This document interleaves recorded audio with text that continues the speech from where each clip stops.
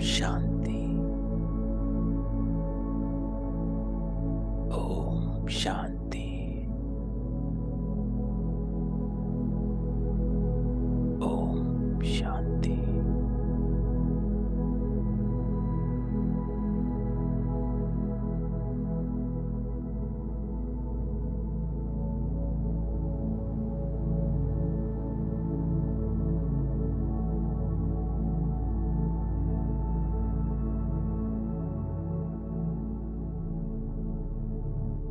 सारा ध्यान समेत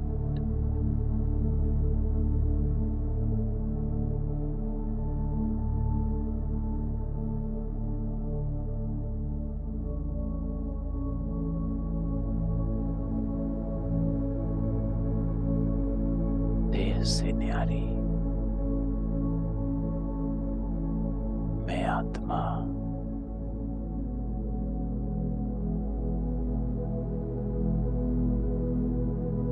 अति सूक्ष्म हूँ।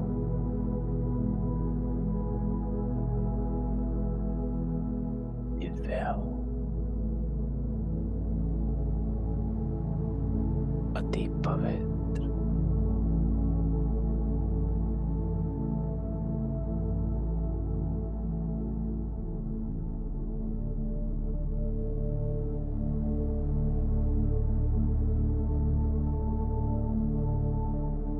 किसकी याद में बैठे हो?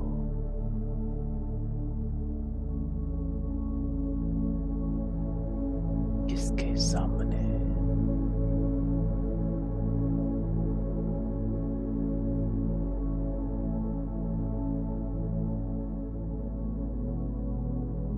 बाबा की नजरों में बच्चे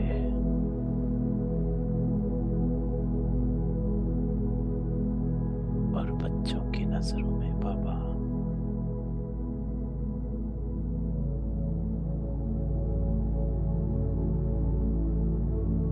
इस साइलेंस में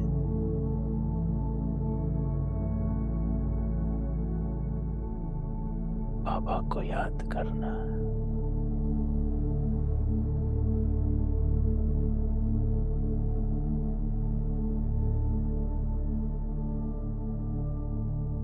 आत्म अभिमानी बन जाओ।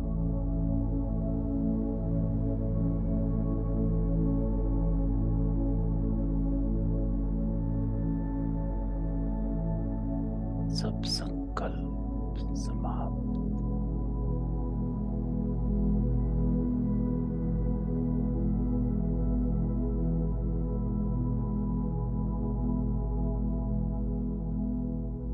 अपने आप को बाबा के सामने। आज बाबा हम बच्चों का आह्वान करता है।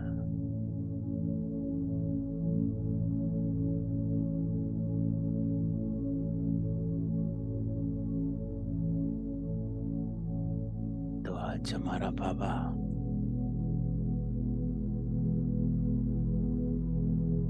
हमको क्या कहता है?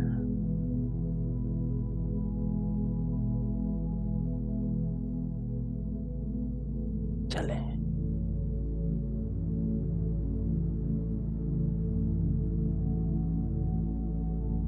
इस दुनिया की बात यहीं छोड़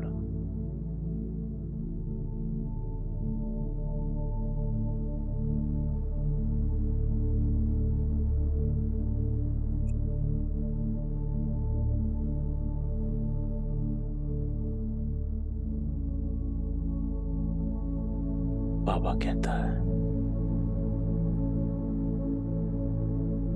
बातें दिखाई ना दे, बाबा दिखाई दे। अर्थात बाबा ने क्या कहा तो चले सब बातें यहीं छोड़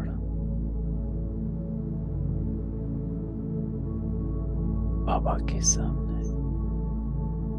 ओम शांति।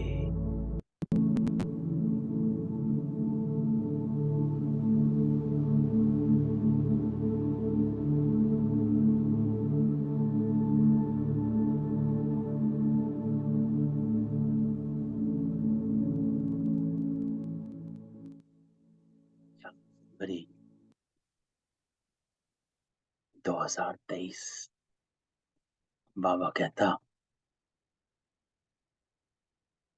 मीठे बच्चे, मीठे बच्चे, देखो सवेरे सवेरे ऐसा कौन जो पहला शब्द कहे मीठे बच्चे। बाबा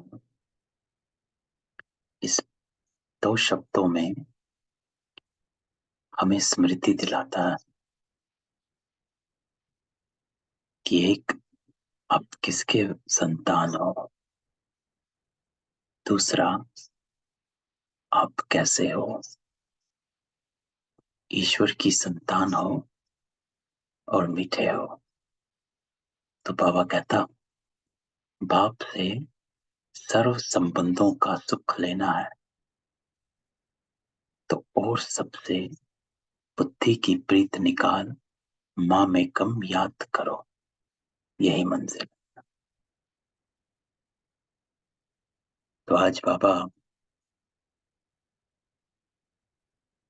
पहली लाइन में 4 बातें कहता है।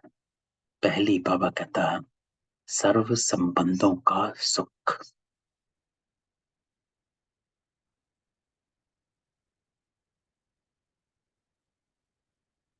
क्योंकि जहां हमारे संबंध होते हैं वहां कोई ना कोई किसी ना किसी प्रकार की प्राप्ति, चाहे वो बेटे का संबंध है, बहू का, पति का, पिता का, माता का, पत्नी का, हर संबंध में किसी ना किसी प्रकार की प्राप्ति। तो बाबा कहता है कि इस जन्म में आप इच्छा मात्रम अविद्या बनते हो, अर्थात हर प्राप्ति अलौकिक बनाते हो, हर प्राप्ति आध्यात्मिक बनाते हैं। तो उस आधार से बाबा कहता है कि आप जिन संबंधों से रस बाहर से खींच रहे हैं वो सब रस इस एक बाबा से ले। इसीलिए बाबा दूसरी लाइन कहता है कि बुद्धि की प्रीत निकाल, बाकी सबसे, कि कहाँ बुद्धि अटकी हुई है। क्योंकि हमारी जो बुद्धि है वो पहले ये देखती है कि मिलता क्या है, उसके बाद प्रीत लगानी कि नहीं लगानी उसका निर्णय दे देती है, परख और निर्णय। इसीलिए हमारा हर आत्मा के साथ संबंध एक जैसा नहीं होता, अलग अलग होता है। किसी से ज्यादा प्यार, किसी से कम। क्यों? क्योंकि बुद्धि जो है हमारी परखती है, उस परख में देखती है कि इस परख में मुझे कितना क्या चाहिए, फिर निर्णय। तो बाबा कहता बुद्धि की प्रीत निकाल, अर्थात अपनी परख को सही कर। या तो संसारिक रचनाओं में है या फिर अलौकिक रस में। तो फिर बाबा कहता है माम एकम याद करो, अर्थात मुझे एक बाबा को याद करो, यही मंजिल है, डेस्टिनेशन यही है। क्यों? क्योंकि बाबा कहता अंत में सबको यही आना, सब उस परम पिता के पास एक साथ पहुंचने वाले हैं। बाबा हमेशा कहता मैं तो आया ही हूं तुमको साथ ले जाने, मानो या ना मानो, जाना सबको है। तो बाबा हमें वैराग दिलाता है, हर संबंधों से वैराग दिलाता है, डिटैचमेंट दिलाता है कि कहाँ रचनाओं में अटके हो। आज बाबा प्रश्न पूछता कि तुम बच्चे इस समय कौन सा अच्छा कर्म करते हो जिसके रिटर्न में साहूकार बन जाते। बाबा उत्तर देता, सबसे अच्छे से अच्छा कर्म ज्ञान रत्नों का दान करना। ये अविनाशी ज्ञान खजाना ही ट्रांसफर हो 21 जन्मों के लिए विनाशी धन बन जाता, इससे ही माला माल बन। तो बाबा कहता है, जो जितना ज्ञान रत्नों को धारण कर दूसरों को धारण कराते उतना साहूकार बनते। अभी से एक लाइन में बाबा ने बता दिया कि ज्ञान रत्नों को दान करना अर्थात क्या है ना। जो बाबा ने लास्ट संडे की मुरली चलाई थी, महादानी आत्माएं, दानी वरदानी महादानी, अखंड महादानी, है ना। बाबा ने शब्द यूज किया, अखंड महादानी और अटल। और उसमें बाबा ने कहा था, दिव्य गुण प्रभु प्रसाद, इसको बांटना। भक्ति में भी प्रसाद जो है सबको बांटा जाता, थोड़ा सा भी रह जाए तो बांट दिया जाता है कि ये प्रभु का प्रसाद। तो बाबा कहता है, ये दिव्य गुण जो है ये प्रसाद है, इसको बांटना। तो वही बाबा कहता है कि ज्ञान रत्नों को धारण कर दूसरों को धारण कराना, इस प्रसाद को बांटना। और उसके लिए बाबा ने युक्ति बताई थी, सैंपल बनकर सबके लिए सिंपल करो। जब आप सैंपल बनते हैं अर्थात यूज करते हैं प्रैक्टिकल में, तो वो सबके लिए एक दर्शक बन जाता है और सबके लिए सिंपल हो जाता है। जैसे ब्रह्मा बाबा ने करके दिखाया, ऐसे करो, ये धारणाएं करो, ऐसे योग करो, ऐसे पवित्र बनो, ऐसे त्यागी बनो, ऐसे छोड़ो, है ना, अटल रहे, अखंड रहे। तो बाबा कहता है, धारण कर दूसरों को कराना, अविनाशी ज्ञान रत्नों का दान करना, यही है सर्वोत्तम सेवा। ओम शांति। बाबा कहता है, शिव बाबा अपने सालीग्राम बच्चों को समझाते हैं। तो बाबा आज टाइटल देता है सालीग्राम। बाबा हमेशा बताता है कि आप बाबा की सालीग्राम आत्माएं हो। सालीग्राम आत्माएं कि जितना कोई भी स्थूल यज्ञ रचा जाता है तो उसमें छोटे छोटे सालीग्राम बनाए जाते हैं। एक बड़ा शिवलिंग होगा और फिर छोटे छोटे सालीग्राम, 100, 200, 300, 400 ऐसे। क्योंकि यज्ञ जो है बिना सालीग्राम के यज्ञ शुरू नहीं हो सकता, संपन्न नहीं होता, पूर्ण नहीं होता है। तो बाबा कहता है कि मैं अपने सालीग्राम बच्चों को समझाता हूं। तो वो बच्चे हैं जिनके बिना इस यज्ञ की संपूर्णता नहीं होगी, ऐसे बच्चे। ये है परमात्मा का अपने बच्चों आत्माओं प्रति ज्ञान। ते ज्ञान बाबा अपने बच्चों को देता है। आत्मा आत्मा को ज्ञान नहीं देती। ये इंपॉर्टेंट लाइन है। तभी बाबा कहता है कि ये ज्ञान जो है सिर्फ बाबा ही दे सकता है, क्योंकि वो एक ही रूहानी है। बाबा कहता आत्मा आत्मा को ज्ञान नहीं देती, परमात्मा बाबा को देता, परमात्मा आत्मा को देता। तो बाबा कहता परमात्मा शिव बैठ, ब्रह्मा सरस्वती, और तुम लक्की स्टार्स बच्चों प्रति बैठ समझ आते, इसलिए इनको परमात्मा ज्ञान कहा जाता। किसका ज्ञान है? तो बाबा आज बताता है कि ये परमात्मा का ज्ञान है, साधारण मनुष्य आत्मा का नहीं है।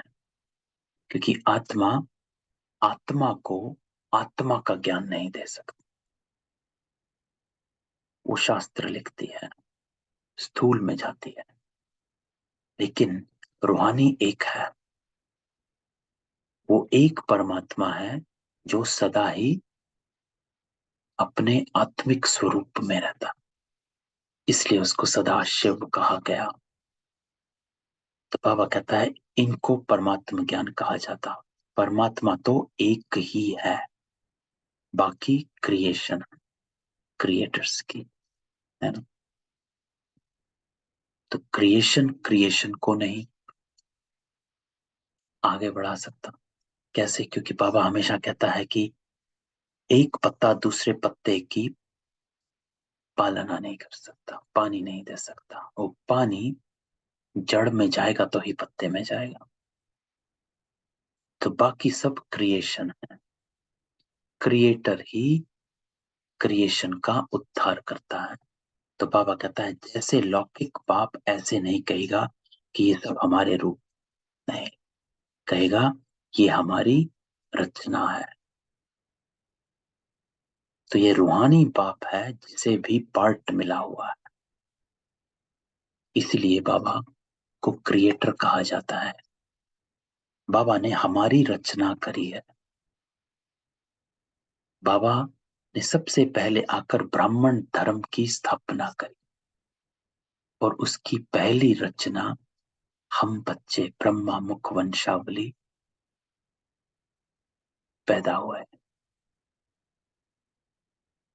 जो कल भी बाबा ने समझाया था कि परफेक्ट ब्राह्मण बनना, सच्चा ब्राह्मण, ईश्वर की संतान, इसका अर्थ क्या है? तो बाबा कहता है आप हमारी पहली रचना हो। ये पार्ट बाबा को मिला, वही मुख्य एक्टर क्रिएटर और डायरेक्टर है। आत्मा को क्रिएटर नहीं कहेंगे, है ना। आत्मा एक क्रिएटर नहीं, परमात्मा क्रिएटर है। बीज कौन? तो वो बीज रूप, सारे मनुष्य सृष्टि का बीज रूप है। बाबा कहता है परमात्मा के लिए कहा जाता है तुम्हारी गत मत तुम ही जानो। हम्म? गुरु ग्रंथ साहब में है, कोई न जाने तुम्हारा अंत, ऊंचे ते ऊंचा भगवंत, तेरी गत मत तू ही जाने। तो बाबा कहता है तेरी गत मत तुम ही जानो, अर्थात परमात्मा की जो गति है और उसकी जो श्रीमत है वही जानता है, कब आया कब गया, कहाँ है किधर है। बाबा से एक बार क्वेश्चन पूछा गया अव्यक्त बाबा मिलन में कि आप यहाँ बैठे हमारे सामने हैं, तो हम योग यहाँ लगाएं या परम धाम में लगाएं? कहाँ लगाएं? आप तो सामने हो। बाबा उत्तर देता है कि आप कहीं भी योग लगाओ, परम धाम में लगाओ, मैं आपको वहां भी मिल जाऊं। 1 सेकंड मुझे लगता है वहां पहुंचने में,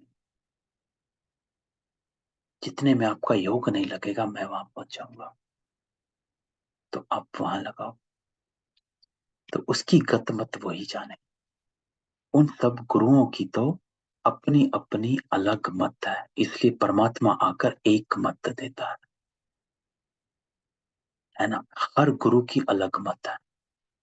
आज के कितने गुरु हैं, है ना। सतगुरु से लेकर, ये गुरु से लेकर, वो गुरु के लेकर, आर्ट ऑफ लिविंग से लेकर, इनसे लेकर, उनसे लेकर, सबका अपना अपना पाथ बना हुआ है। वो कहते इधर, ये कहता है इधर जाओ, एक कहता है उसको देखो, दूसरा कहता है इधर देखो, एक ने एक मंत्र दिया हुआ, दूसरे ने दूसरा। सबके अपने अपने मंत्र हैं, है ना। तो कहते मंत्र शेयर ना करो, ये ना करो।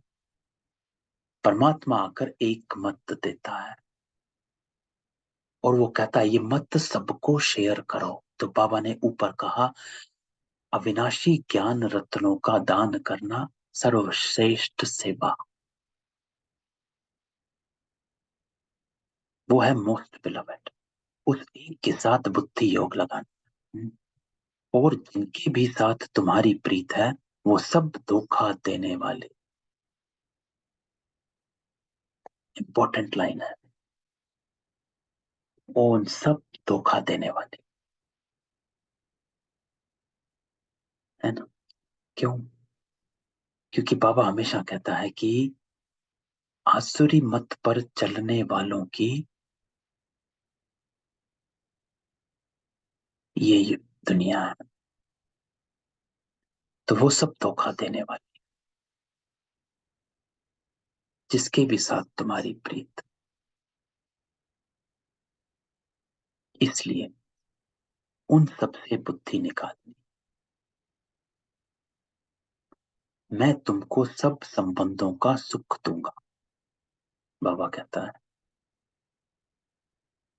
अर्थात हर प्राप्ति आप मुझसे कर सकते हो। इसलिए भक्ति में बनाया गया, तुम्ही हो माता पिता, तुम्ही हो बंधु सखा, तुम्ही सिर्फ माँ में कम, ये है मंजिल। अर्थात मुझ एक को याद कर। मैं सबका डियरेस्ट डैड भी हूं। आज बाबा अपने को डैड कहता है, शब्द यूज करता है डैड। मैं डियरेस्ट डैड हूं, टीचर भी और गुरु भी हूं। तुम समझते हो उस द्वारा हमको जीवन मुक्ति मिलती है। तो क्यों बाबा कहता है मुझे याद करो, मैं सब संबंधों का सुख दूंगा। कैसे? क्योंकि मेरे द्वारा तुमको जीवन मुक्ति की प्राप्ति होती है। अर्थात सर्व बंधनों से न्यारे हो जाते हो। यही अविनाशी ज्ञान खजाना, जीवन मुक्ति मिलना, लिबरेशन इन लाइफ। कोई बंधन नहीं,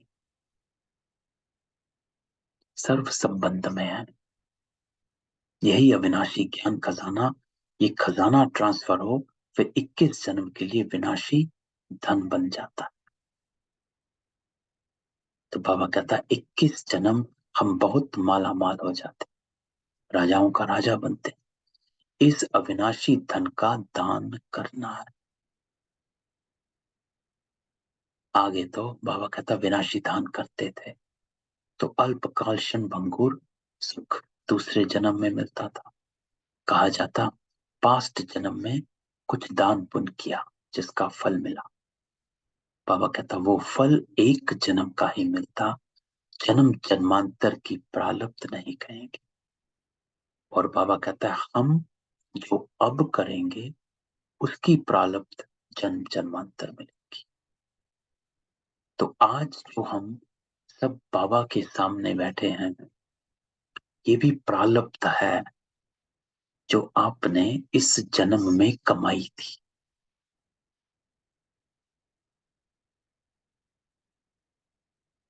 तो उसकी प्रारब्ध आपको अब ये मिल रही कि जो आपका ये 21वां अलौकिक जन्म है, ये बाबा के साथ हुआ, बाबा के पास हुआ।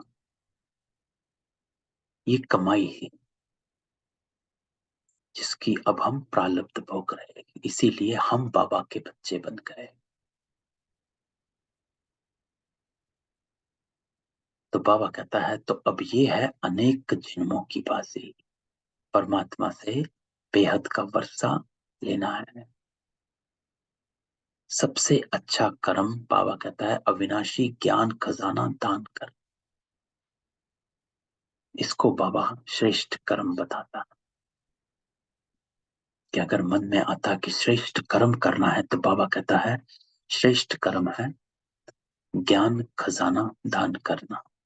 जितना धारण कर औरों को कराएंगे उतना खुद भी साहूकार औरों को भी बना। तो ज्ञान दान करना अर्थात धारण कर, क्योंकि पहले उस खजाना को अपना बनाना पड़ता है ना। क्यों बाबा कहता है धारण कर? कि पहले खजाना अपना बनाओ, लो तो सही। बाबा तो दे रहा है, सबको दे रहा है, लेकिन हमने लिया।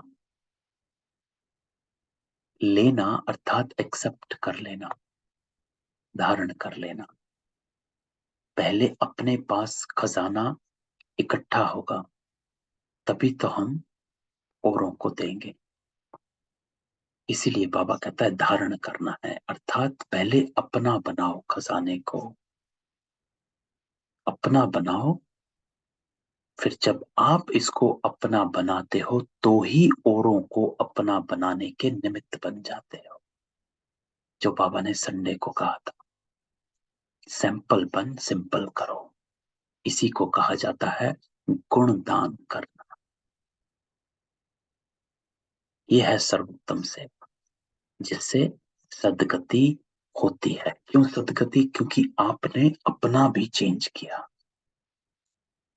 तभी बाबा कहता पंडित नहीं बनना, है ना। सिर्फ पंडित नहीं बनना, ज्ञान आया सुनाया हो गया नहीं। बाबा कहता अनुभव करो और करवाओ, तभी सदगति होगी। क्योंकि हम धारणा मूर्त बन जाते हैं। देवताओं की रस्म रिवाज देखो, कैसे संपूर्ण निर्विकारी, अहिंसा परमो धर्म है। तो देवता तभी बनेंगे जब धारण करें। संपूर्ण निर्विकारी बनेंगे जब धारण करेंगे। धारण करेंगे औरों को कराएंगे। तो प्यूरिफिकेशन, संपूर्ण पवित्रता सत्युग त्रेता में ही रहती। देवताएं ही बहिष्ठ में रहने वाले, उन्हों को ही ऊंच गाते। तो बाबा कहता जो सूर्यवंशी सत्युग में बनते वही संपूर्ण। फिर थोड़ी खाद पड़ जाती है ना। चंद्रवंशी तो 2 कला कम है। तो बाबा कहता है सूर्यवंशी अर्थात संपूर्ण पवित्र। अब तुम समझते हो, बाबा कहता है देवताएं किस बहिष्ठ के निवासी। वैकुंठ है वंडरफुल दुनिया, वहां दूसरे धर्म वाले जा नहीं सकेंगे। ये सब धर्मों को रचने वाला ऊंचते ऊंचा भगवत है। ये देवता धर्म कोई ब्रह्मा नहीं स्थापन करते। ये तो कहते हैं मैं इम्प्योर था, मेरे में ज्ञान कहां से आया, है ना। हम तो जानते ही नहीं थे कि ज्ञान का ग क्या होता है।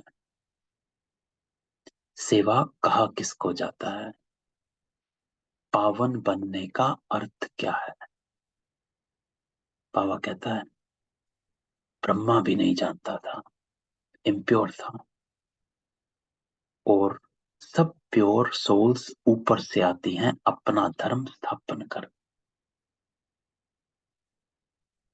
तो बाबा कहता है यहां तो परमात्म धर्म स्थापन करते, जब इसमें आते तब इनका नाम ब्रह्मा रखते हैं। तो कौन से धर्म में हो, आज बाबा एक नया नाम देता है इस ब्राह्मण धर्म को, जो उस नाम को पढ़ते पढ़ते संकल्प आता है कि और भी ऊंचा बना दिया, कि हम परमात्म धर्म की आत्माएं हैं। ये शब्द कहने से ही पावर महसूस होती है। अपना आईना सामने आ जाता है कि मैं परमात्म धर्म की आत्मा हूं, क्या कर रही हूं। तो बाबा कहता है इस अवेयरनेस को सामने रख।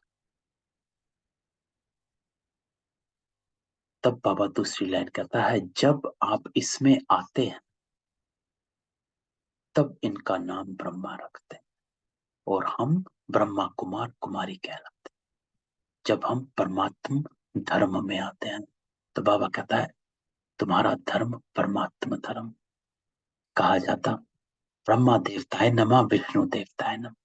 अब प्रश्न उठता कि इन देवताओं से मनुष्य सृष्टि रची गई क्या? नहीं। परमात्मा कहते मैं जिस साधारण तन में आता उसका नाम ब्रह्मा, वो सूक्ष्म ब्रह्मा। तो दो ब्रह्मा हो ना, ये बाबा कई बार क्लैरिफिकेशन कर चुका है, हम भी कई बार डिस्कस कर चुके हैं कि सूक्ष्म वतन में है अव्यक्त ब्रह्मा, स्थूल वर्तन में है पुरुषार्थ ब्रह्म, जिसको प्रजापिता ब्रह्मा कहा जाता है। दोनों ब्रह्मा में अंतर है, वो सूक्ष्म है और ये स्थूल है।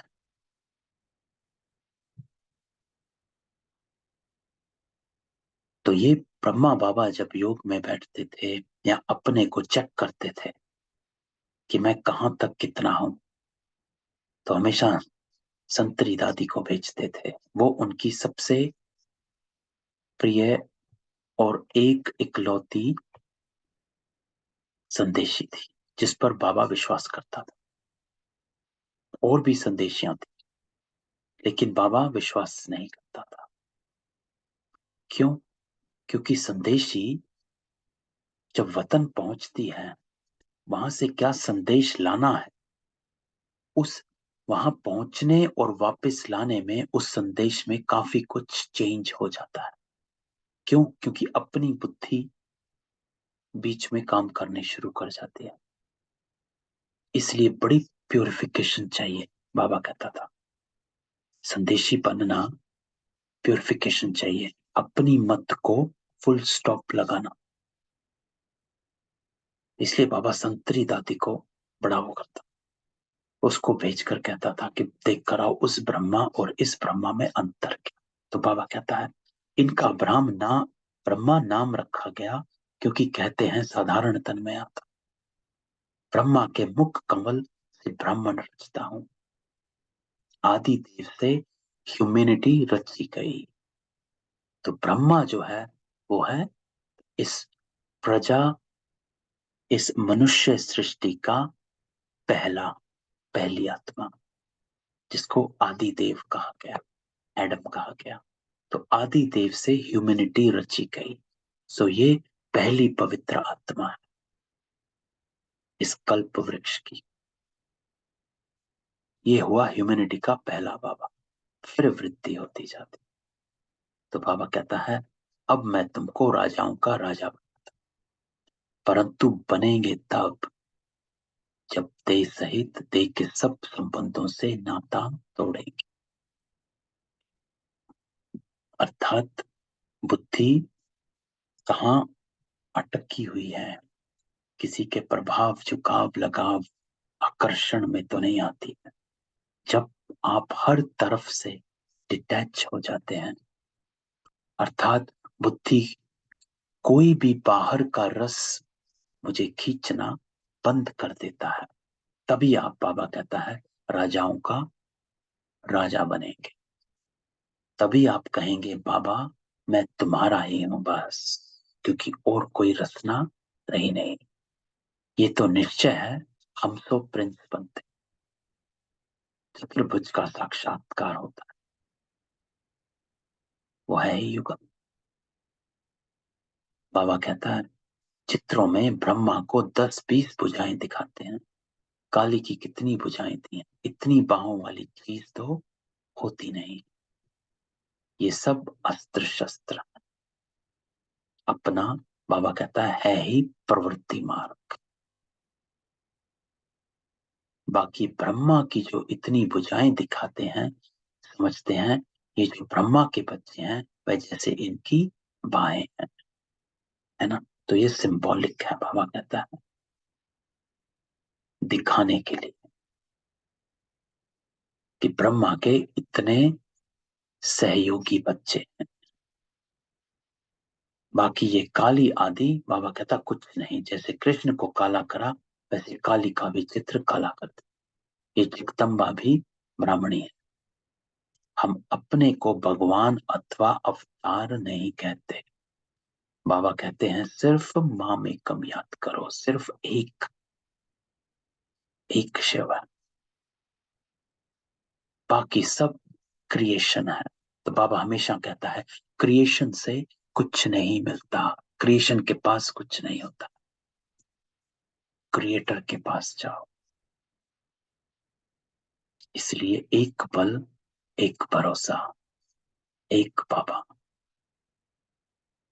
इसलिए बाबा बार बार ध्यान खिंचवाता है कि ब्रह्मा के पास भी मत जाओ, सिर्फ मुझे याद करना है, क्योंकि शक्ति ब्रह्मा भी नहीं दे सकता, सिर्फ शिव बाबा। शक्ति का सागर कौन है, ज्ञान का सागर कौन है, शांति का सागर कौन है, पवित्रता का सागर कौन है, मुक्ति जीवन मुक्ति दाता कौन, पतित पावन कौन, एक शिव। इसलिए बाबा कहता है सिर्फ मुझे याद करो। वास्तव में बाबा कहता है सब शिव कुमार शालिग्राम। फिर मनुष्य तन में आने से हम ब्रह्मा कुमार कुमारी कहलाते।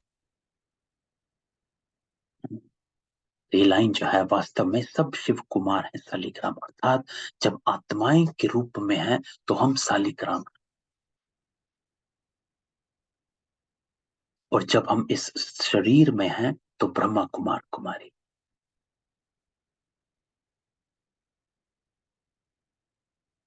फिर बाबा कहता ब्रह्मा कुमार कुमारियां फिर जाकर विष्णु कुमार कुमारियां। तो ऊंचा उठाता है बाबा, कौन बन रहे हो, क्या बन रहे हो, विष्णु वंशी बन रहे। बाबा कहता है बाबा क्रिएट करते हैं, बाबा ने हमको क्रिएट किया परमात्म धर्म में, ईश्वरीय संतान बने। बाबा ने हमें अडॉप्ट किया, पहली रचना हमको बनाया। इस अलौकिक जन्म, इसलिए ये जन्म अलौकिक कहा जाता है, क्योंकि हम बाबा के अडॉप्टेड बच्चे हैं, वो हमारा पिता है ना। तो अलौकिक, ये संबंध अलौकिक।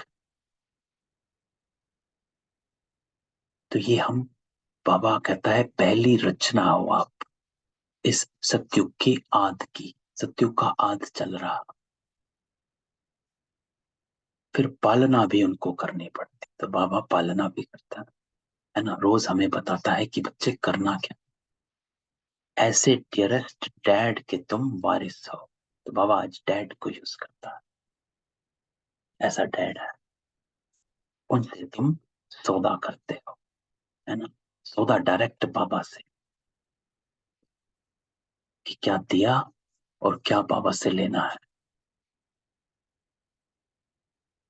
ना। जितना हम देंगे उतना लेंगे, जितना आप स्थूल चीजों से डिटैच हो गए उतना बाबा से अटैच हो। तो बुद्धि का आकर्षण किधर है ना, इसको सौदा कहा जाता है। ये तो बीच में दलाल है, कौन, ब्रह्मा बाबा। आत्मा परमात्मा अलग रहे बहुकाल, सुंदर मेला लग गया जब, सतगुरु मिला दलाल। तो ये जो दलाल है बीच में, ब्रह्मा बाबा, इसने मिलाया हमें शिव बाबा से। तो बाबा है हॉली गवर्नमेंट, वो आए हैं इस गवर्नमेंट को भी पांडव गवर्नमेंट बना। ये है हमारी ऊंच सर्विस। गवर्नमेंट की प्रजा को हम मनुष्य से देवता बनाते हैं बाबा की मदद से। तो बाबा कहता है कि मैं हॉली गवर्नमेंट रचने आया हूं, पवित्र गवर्नमेंट। और इस गवर्नमेंट को हम मनुष्य से देवता बनाने की सेवा करते हैं, तो हम उन्हों के सर्वेंट हैं, तो हम गवर्नमेंट सर्वेंट हैं। कौन से गवर्नमेंट सर्वेंट? बाबा कहता है होली गवर्नमेंट सर्वेंट हो। हम वर्ल्ड सर्वेंट हैं। हम बाबा के साथ आए सारी दुनिया की सर्विस करने। क्यों? क्योंकि बाबा जब आया, आने के बाद बाबा ने हम बच्चों को अडॉप्ट किया, है ना। तो हम बाबा के साथ बन गए, साथी बन गए। तो बाबा कहता है इसको समझ कि हम वर्ल्ड सर्वेंट हैं, बाबा के साथ आए, अब सारी दुनिया की सर्विस करनी है, क्योंकि बाबा ने हमें ले लिया है, गोद लिया है। बाबा कहता है सहयोगी बनो। तो इसको सोचो कि बाबा हमको आकर अपने साथ मिलाता है, फिर बाबा हमको अपने साथ लेकर जाता है कि चलो सर्विस करो। तो बाबा कहता है हम कुछ लेते नहीं है, विनाशी धन महल आदि हम क्या करेंगे, हमको तो सिर्फ 3 पैर पृथ्वी चाहिए। तो बाबा इस पैरा में बताता है कि आप कौन हो और आपका ऑक्यूपेशन क्या है।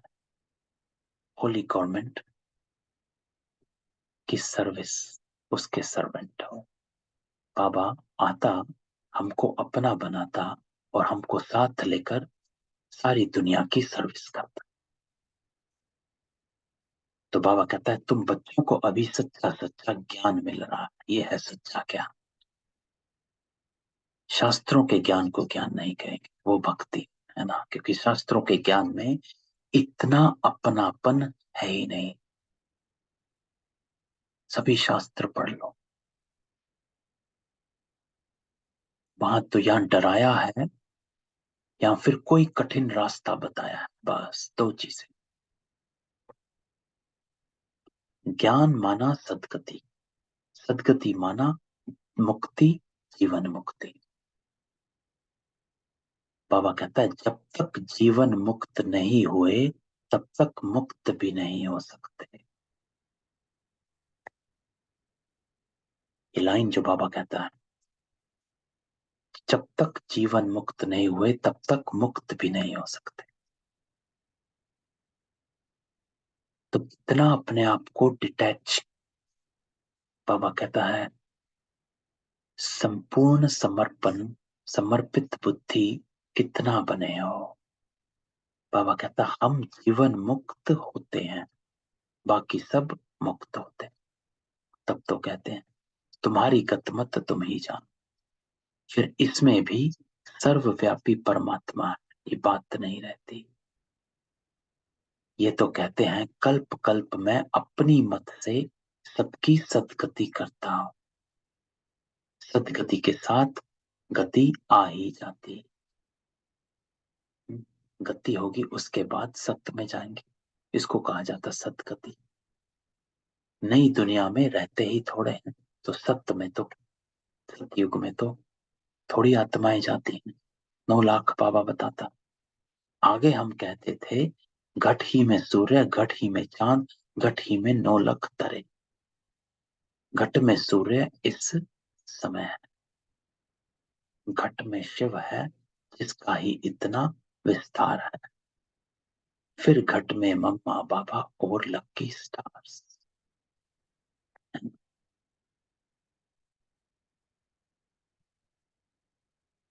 तो बाबा कहता है सतगति के साथ गति आ ही जाती है और फिर आप सत्य में चले जाते हैं। थोड़े मनुष्य जो सत्य में जाते हैं, इसलिए 9 लाख गाय। तो बाबा कहता है घट में शिव, घट में मम्मा और लक्की सितार्स। विवेक भी कहता है सतयुग में जरूर थोड़ी संख्या होनी चाहिए, पीछे वृद्धि होती है, ये सब समझने की बात है। तो बाबा कहता है जो जितना प्योर होगा उतनी धारणा होगी। तो ज्ञान धारण करने का बाबा कहता है आधार पवित्रता हो जाती है, अर्थात बुद्धि स्पष्ट, क्लियर और क्लीन है। जब हमारी बुद्धि क्लीन और क्लियर रहती है तभी हम ज्ञान को स्पष्ट रीति समझ सकते हैं और उसको अप्लाई कर सकते हैं। नहीं तो कोई ना कोई देह की बात उस ज्ञान को मोल्ड करवा देती है। जैसे कई बार क्वेश्चन उठता है कि अरे कितना चुप रहना है, वो मेरा एडवांटेज उठाएंगे। तो उसमें बाबा कहता जब आपको जिस क्षण ये संकल्प आया कि वो मेरा एडवांटेज उठाएंगे, वहीं इम्प्योरिटी आ गई। क्यों? देवान आ गया। वो अर्थात उनका चरित्र सामने और मेरा, वो मेरा एडवांटेज उठाएंगे। तो मेरा भी चेंज हो गया और वो भी चेंज हो गया, आत्मिकता खत्म, प्योरिटी खत्म। तो जितना प्योर उतनी धारणा, अर्थात मुझे संपन्न बनना ही है, मुझे फुल पास होना ही है, मुझे सतो प्रधान बनना ही है, चाहे कोई कुछ कहे करे। इसलिए बाबा कहता है, कल भी बाबा ने कहा था कि ब्राह्मण बनना कोई मासी का घर नहीं है ना। तो ये तो पाथ चूज किया, तो ये तो है। लोहे को भी बिना तपाए मोल्ड नहीं कर सकते है। तो बाबा कहता है इम्प्योरिटी से धारणा कम होगी, है ना, क्योंकि डाइल्यूट करेंगे श्रीमत को। अच्छा इतना चलते हैं, ये करते हैं। जब जब जब श्रीमत डाइल्यूट होती है वहां इम्प्योरिटी बढ़ती है, तो वो डाइल्यूट होती है। डाइल्यूशन इम्प्योरिटी से होती है। Purity first. बाबा कहता क्रोध का भी भूत रह जाता तो माया से हार खा लेते। यह युद्ध है ना, उस्ताद को पूरा हाथ देना है। उस्ताद कौन? बाबा। पूरा हाथ देना है ना, अर्थात समर्पित बुद्धि। जितना हम पूरी समर्पणता से बाबा की बात को मानते उतना ही हमारी जीत होगी। नहीं तो माया बड़ी प्रबल है, कहीं ना कहीं से हमें हरा देगी। तो बाबा कहता है जिनका हाथ में हाथ है उनके लिए बरसात है ना। कल भी बाबा ने क्या था, जो पिया के साथ है उनके लिए बरसात है। तो बाबा ने शिव पिया पिया का वो बताया था। आज बाबा वही बात याद दिलाता है, जिसका हाथ में हाथ है, अर्थात जितना समर्पित बुद्धि से चलते हैं उसके लिए ही बरसात है। जैसे बाबा साक्षी हो पार्ट भी बजाते हैं, देखते भी हैं। तो बाबा साक्षी तभी बनता है जब हम बाबा को साथी बनाते हैं। तो बाबा को साथी बनाना, तो अपना हाथ बाबा के हाथ में दे देना, समर्पित बुद्धि। ये तो समझ सकते हो कि माँ बाप और लकी स्टार्स जो अनन्य है उनको ही फॉलो करना है। ये तो समझाया है, मुरली पढ़ना कभी नहीं छोड़ना। आज तो मीठे मीठे सिकिलते बच्चों प्रति माता पिता बाप दादा का याद प्यार गुड मॉर्निंग। रूहानी बाप की रूहानी बच्चों को नमस्ते। तो हम रूहानी बच्चों की रूहानी बाप दादा को याद प्यार नमस्ते और गुड मॉर्निंग। तो आज रात्रि क्लास भी 23 दिसंबर 1958। तो रात्रि क्लास में तो बाबा धारणाएं बताता है। तो बाबा कहता है देखो ऑलमाइटी बाबा के ये सब कितने रूहानी कारखाने हैं, जहां से हर एक को रूहानी रत्न मिलते हैं, है ना। रूहानी कारखाने। आज बाबा नए नए नाम देता है, रूहानी रत्न। और हम रत्नों के सौदागर, रत्नाकर बाबा के बच्चे, है ना, है रत्नों के सौदागर, जो हम अपने पास वो रत्न जमा करके रखते हैं। बाबा है सब कारखानों का सेठ। मैनेजर्स लोग संभाल रहे, दुकानें चल रही। दुकान कहो, हॉस्टल कहो, ये तुम ब्राह्मणों की फैमिली भी। तुम्हें बाबा कहता है अपना जीवन बनाना है एजुकेशन से, ये रूहानी नॉलेज से। इसमें रूहानी और जिस्मानी दोनों इकट्ठा, दोनों बेहद के हैं। और वह है रूहानी जिस्मानी दोनों हद के। गुरु लोग जो भी शास्त्रों आदि की रूहानी शिक्षा देते हैं, वो सब है हद की, है ना। बाबा कहते हैं ये एक हट्टी है, इसको आज बाबा कारखाना कहता है, जिसमें रूहानी और जिस्मानी दोनों इकट्ठे हैं।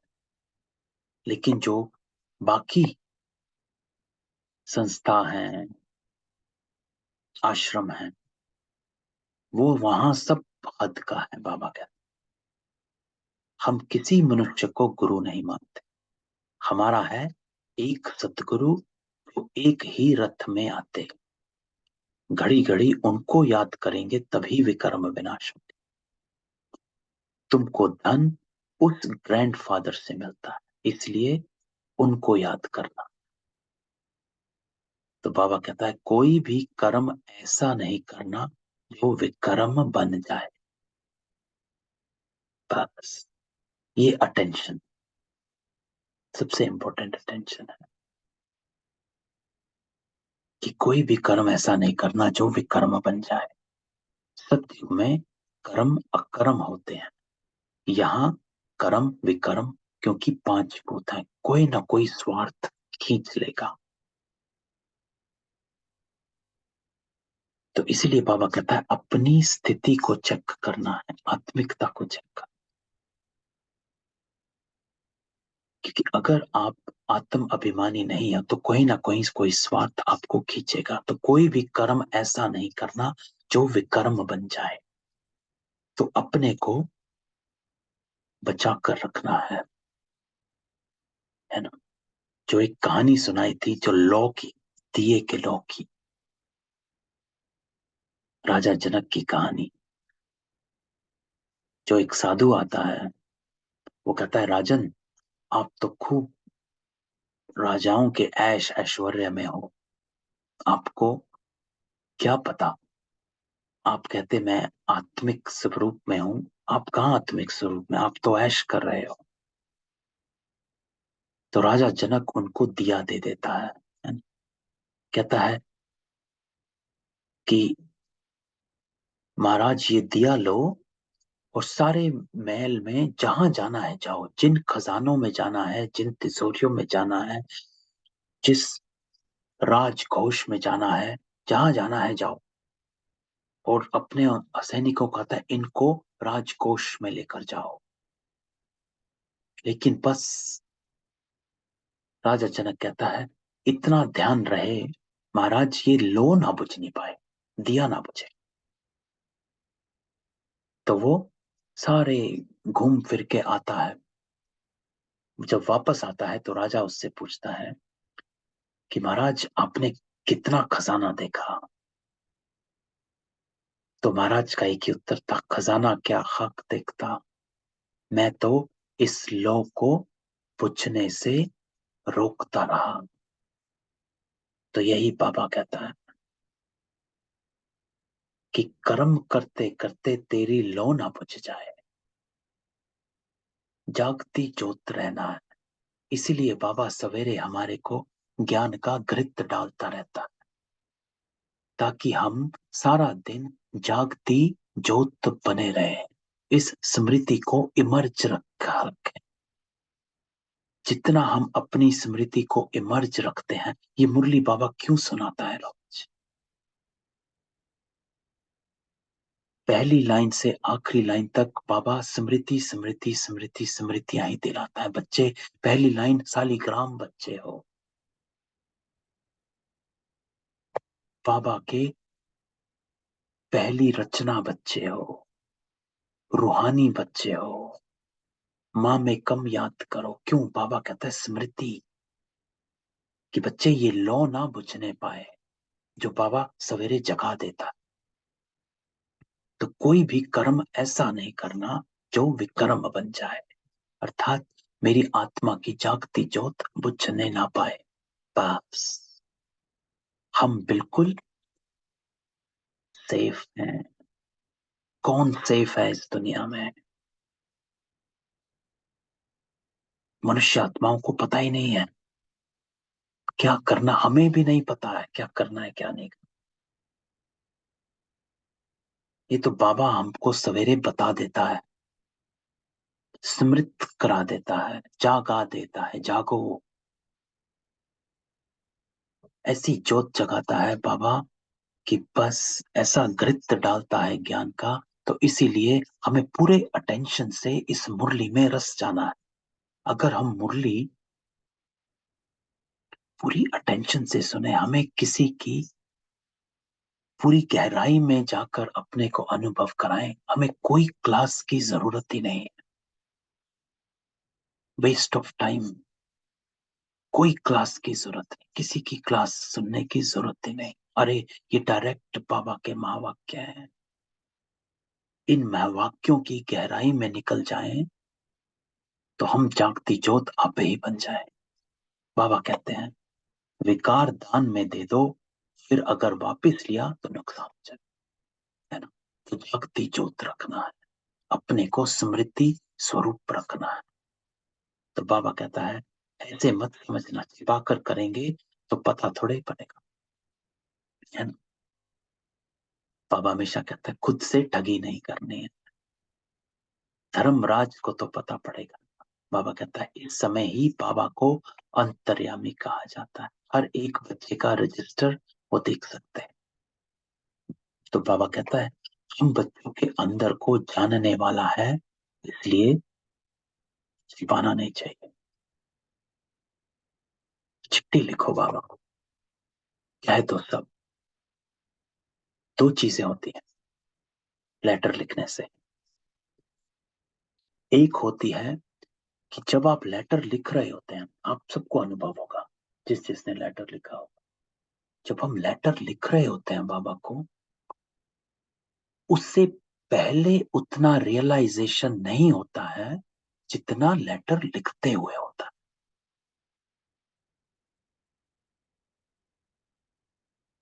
तो इसीलिए लेटर इंपॉर्टेंट हो जाता है, क्योंकि वो आईना सामने आता है लिखते लिखते।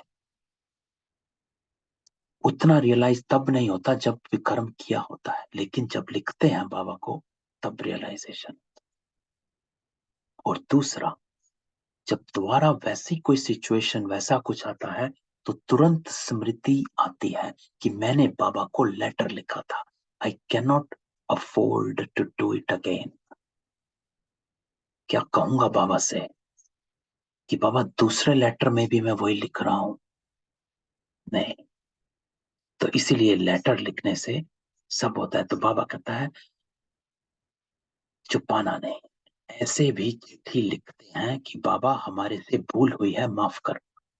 धर्मराज की दरबार में सजा ना देना, जैसे कि डायरेक्ट शिव बाबा को लिखते, बाबा के नाम पर इस पोस्ट बॉक्स में चिट्ठी डाल देते। भूल बताने से बाबा कहता आधी सजा कम हो जाएगी। यहाँ प्योरिटी बहुत चाहिए, है ना? सर्वगुण संपन्न, 16 कला संपन्न यहाँ बनना है।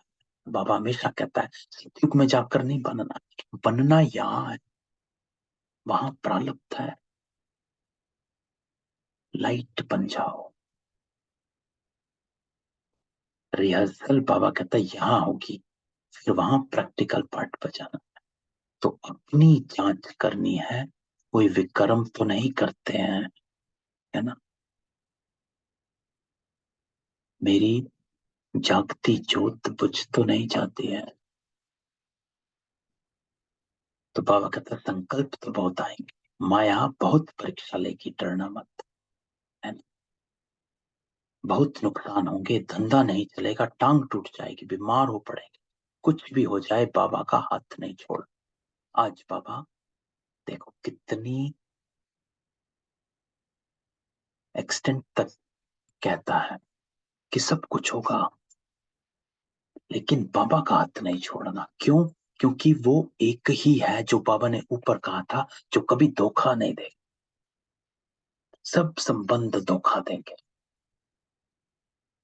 इसलिए बाबा कहता सारे संबंध मुझसे, उसका हाथ ना छोड़ना, अर्थात श्रीमत को ना छोड़ दे, बहक ना जाना, भटक ना जाना।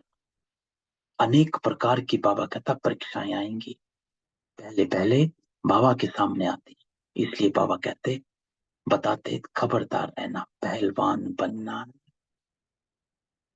देखो बाबा कहता भारत में जितनी सबको छुट्टियां मिलती हैं, इतनी और कहाँ नहीं मिलती, परंतु यहाँ हमको एक सेकंड भी छुट्टी नहीं मिलती, क्योंकि बाबा कहते श्वासों श्वास याद में रहो, है ना।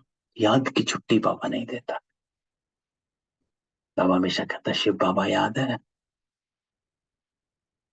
ना? एक एक श्वास अमोलक, तो वेस्ट कैसे कर सकते। तो बाबा कहता जो वेस्ट करते वो पथ भ्रष्ट करते हैं, क्योंकि बाबा की याद गई।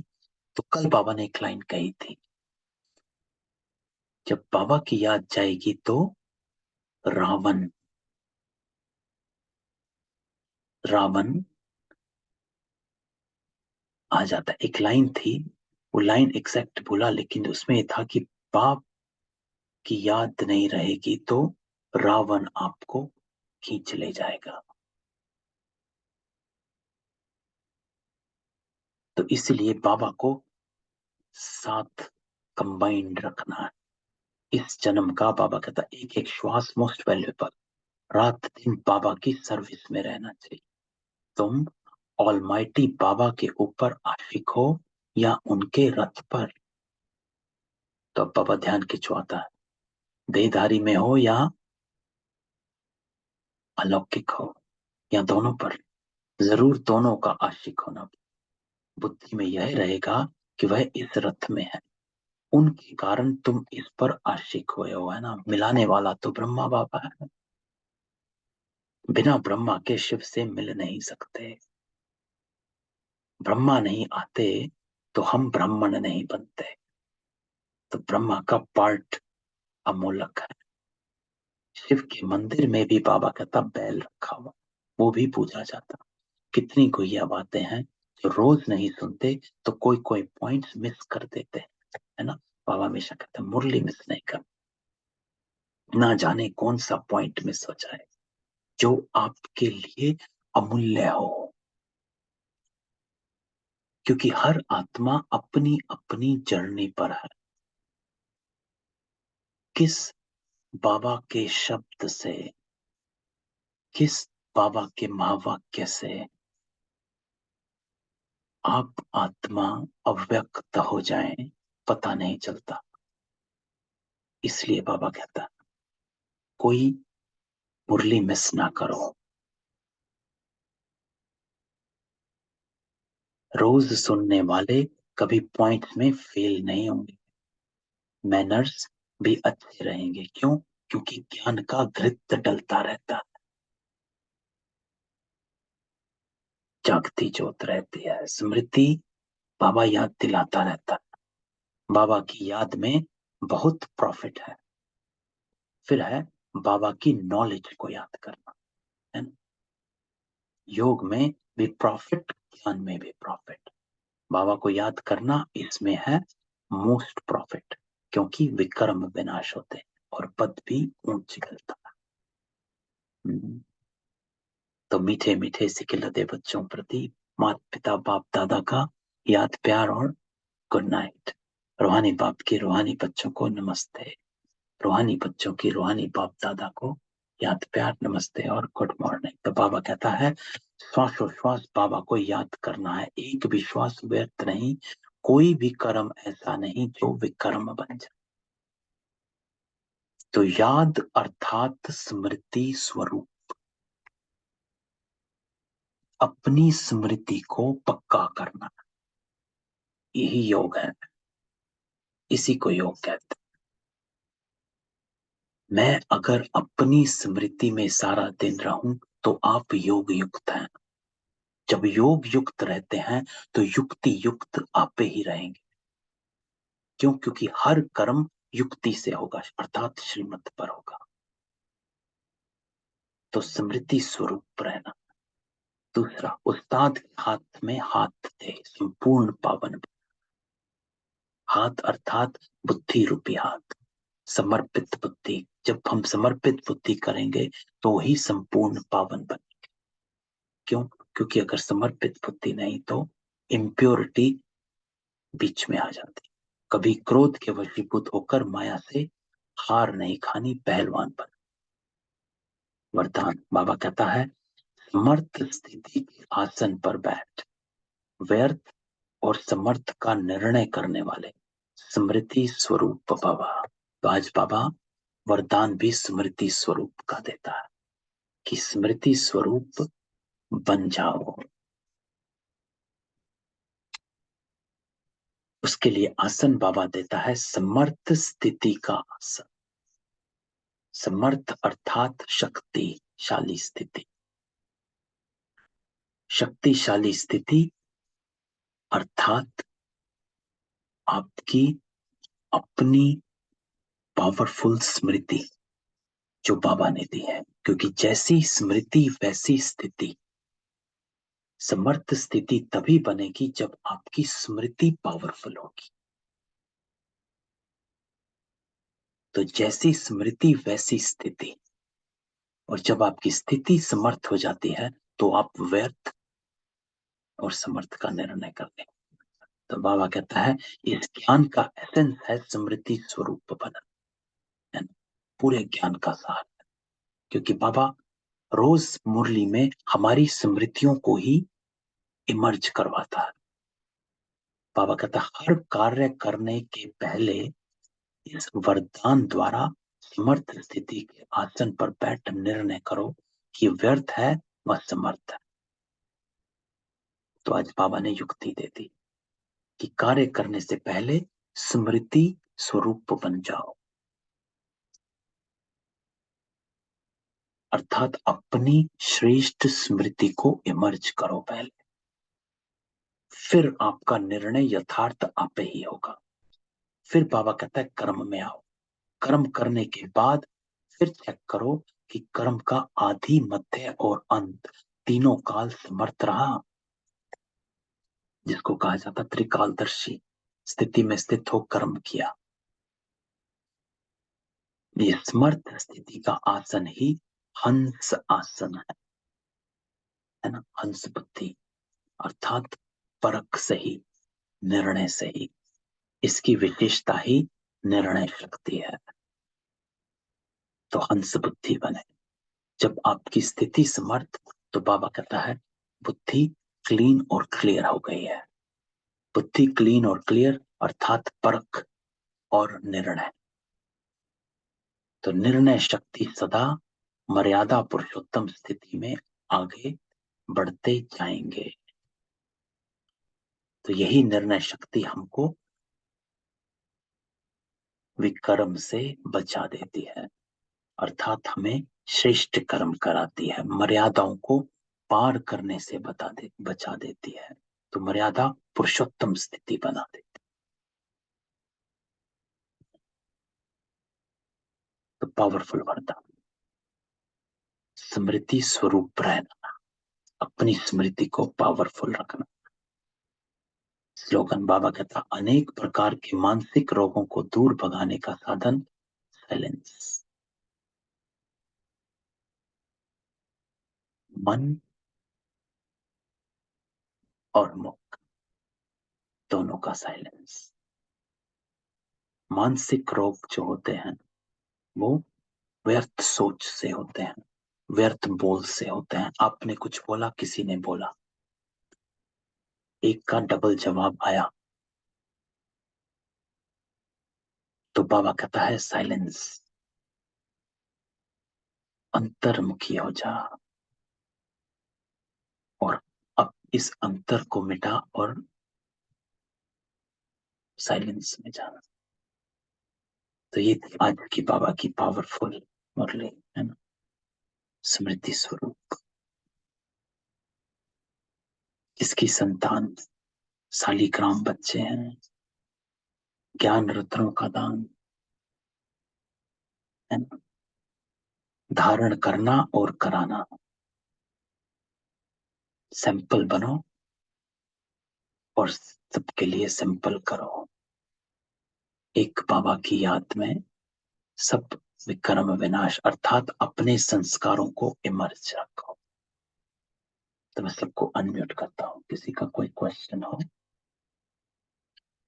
तो मैं डिस्कस। नहीं, ठीक है। तो देखो आज शाम को हमारा योग है ना, तो जिसके पास टाइम हो तो आ जाना। फिर हम 6:30 से 7:30 हम लाइट हाउस माइट हाउस पर योग करेंगे, जो बाबा ने बाबा मिलन की मुरली में कहा है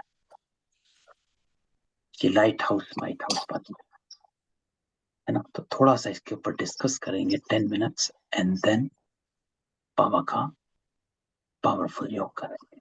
ठीक है। ओम शांति। ओम शांति भाई जी। ओम शांति भाई जी। ओम शांति।